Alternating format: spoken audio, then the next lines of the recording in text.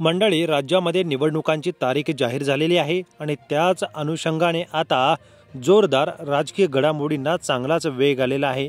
यातच आता महत्त्वाची बातमी ती म्हणजे पुण्यामधून जमीन घोटाळा प्रकरण अजित पवारांना भोवताना दिसत आहे। एकीकडे शिंदेंच्या मंत्र्यांचे घोटाळे बाहेर येतात, तर दुसरीकडे अजित पवार यांच्या मंत्र्यांचे घोटाळे बाहेर येतात आणि यांना क्लीन चिट देण्याचं काम देवेंद्र फडणवीस करतात। मात्र ज्या एकनाथ खडसे यांच्यावरती जमिनीचा व्यवहाराचा घोटाळा झाला आणि तात्काळ त्यांचा राजीनामा घेतला, तीच डेअरिंग आता अजित पवारांच्या बाबतीमध्ये दाखवणार का, असाही सवाल आता विचारला जातोय। तर दुसरीकडे उद्धव ठाकरे यांनी एक महत्त्वाचा आदेश दिलेला आहे।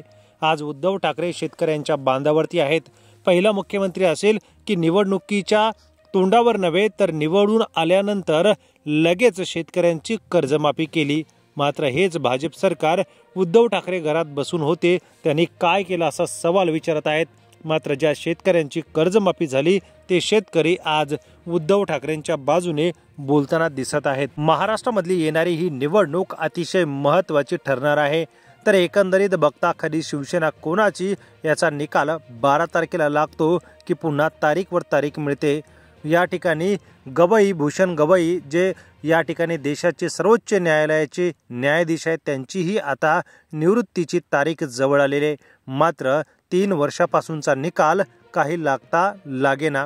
या ठिकाणी अशा असंख्य बाबी असताना निवडणुकीचा घोटाळा राहुल गांधी पासून आदित्य ठाकरे आणि सर्वांनीच दुबार मत नोंदणी घोटाळा, त्याचबरोबर ती महत्त्वाचे प्रश्न उपस्थित केले। मात्र या सर्वांना बगल देत निवडणूक आयोगाने निवडणुकांची तारीख जाहीर केली।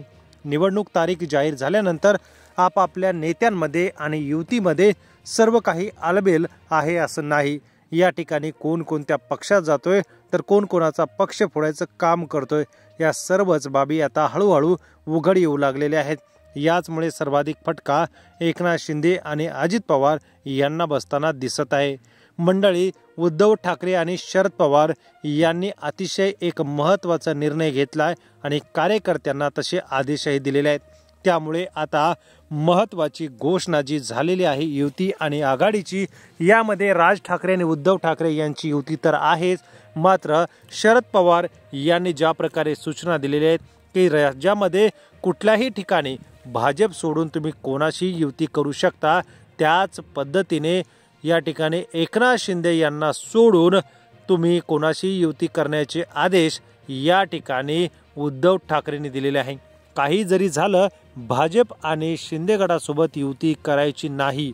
या ठिकाणी लोकांनी आपल्याला प्रामाणिकपणे मतदान केलं तर हरकत नाही, मात्र पुन्हा एकदा यांच्या सावलीमध्ये जाऊन आपल्याला तो दाग लावून घ्यायचा नाही। याचबरोबर ती उद्धव ठाकरे यांनी भाजपवरही निशाणा साधलेला आहे।